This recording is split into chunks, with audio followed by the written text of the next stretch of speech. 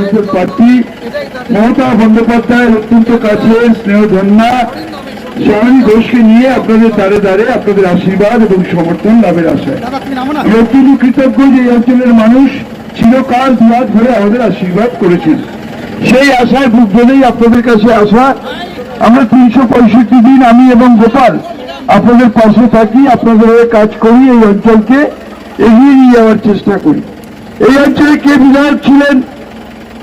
Comrade Buddhadeb Bhattacharya, আমাদের সম্মানীয় প্রাক্তন মুখ্যমন্ত্রী বুদ্ধদেব ভট্টাচার্য। কত বছর ছিলেন? 24 বছর। কি কাজ করেছেন?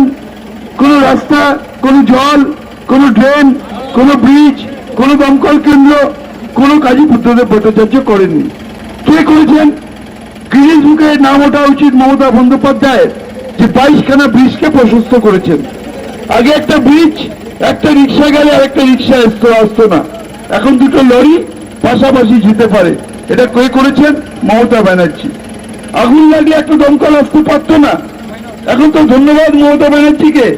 সেই বাইকের দমকল, ছোট গাড়ি, বড় গাড়ি সবটাই করেছেন মমতা ব্যানার্জি। এই অঞ্চলে আজকে 450 কোটি টাকা আজকে সোয়ারেজের কাজ হচ্ছে। আবার তিনি 120 কোটি টাকা দিয়েছেন অলিগলি ড্রেনেজের কাজের জন্য। 8খানা নতুন জলের প্রকল্প হচ্ছে। আমরা কথা দিয়েছিলাম মানুষের বাড়ি বাড়ি পানীয় জল পৌঁছে দেব। আমাদের কথা, আমরা কথা দিলে কথা রাখি। আমরা সিপিএম নই, বিজেপি নই, গ্যারান্টি নয়, ভাওতা নয়। মমতা ব্যানার্জি কথা দিলে কথা রাখেন। যেভাবে মমতা দিকে আশীর্বাদ করেছেন, পরবর্তীকালে যেরকম ভাবে মাননীয় মন্ত্রী আমার দাদা অরূপ বিশ্বাসকে আশীর্বাদ করেছেন, গোপালদাকে করেছেন, আমাকে একটা সুযোগ দিয়ে দেখো মা, তোমাদের ঘরের মেয়ে হয়ে কাজ করব। আর দাদা যেরকম বলেছে যে ট্রিপল ইঞ্জিন, 3টে ইঞ্জিনের স্পিডে উন্নয়ন হবে এবং আগামী দিনে যাদবপুর লোকসভা কেন্দ্র একটি মডেল কনস্টিটুয়েন্সি হতে চলেছে এবং টালিগঞ্জের কাজ অনেক স্পিডে এগোবে। আমরা দায়বদ্ধ, আমরা প্রতিজ্ঞাবদ্ধ যে আগামী দিন যাতে তোমাদের বাড়িতে বাড়িতে পৌঁছে তোমাদের ঘরের মেয়ে হয়ে উঠতে পারি। দিল্লিতে গিয়ে একাধারে যেরকম সাংসদের লড়াই, ঠিক সেরকম ভাবে এলাকার উন্নয়ন হোক, আমরা সেটাই চাই।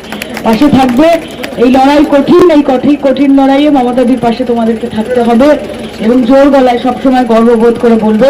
আমরা যাদবপুরে এখন আমরা টালিগঞ্জের মধ্যে রয়েছি। যাদবপুরে এই অ্যাসেম্বলিতে আমাদের ওয়ার্ড আজকে 112তে যেভাবে মানুষের পদযাত্রা সারা পেলাম স্বতঃস্ফূর্তভাবে, আমার মনে হয় না অপোজিশন কেউ আর থাকবে পাশাপাশি।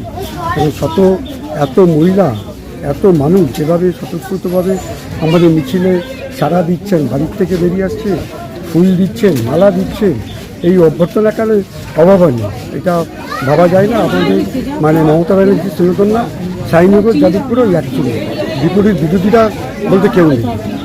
ওরকম আমাদের সবসময় প্রকৃত সিনেমা হয়। আমরা যখনই যেটা করি মানুষের জন্য, এটা নিত্য নৈতিক আমাদের কাজ, কর্তব্য। এই যেরকম আজকে দেখা গেছে, এটা দৈনন্দিনই আমরা একসঙ্গে সকলে মিলে যাই, একসঙ্গে মিছিল করি, মিটিং করি। এটা আমাদের কোনো ট্রেলার ফেলার না, আমরা একেবারেই সারা বছরই মানুষের পাশে আমরা থাকি। যারা লোকসভা প্রার্থীরা ছিল আমাদের এর আগে এমএলএ থেকে শুরু করে কবির সুমন, মমতা ব্যানার্জি প্রথম 84 সালে বলেছিল, তারপরে যারা আছে তার সাথে সবাই এবার শাইনি ঘোষ ছাত্র। এটা সারা পশ্চিমবাংলার শান্তি রয়েছে, সারা যাদবপুর শান্তি রয়েছে, সারা টালিগঞ্জে কোথাও কোনো অপ্রীতিকর ঘটনা ঘটেনি আমাদের 2011 সালের পর। এই আমি আশা করি যে ঘটবেও না।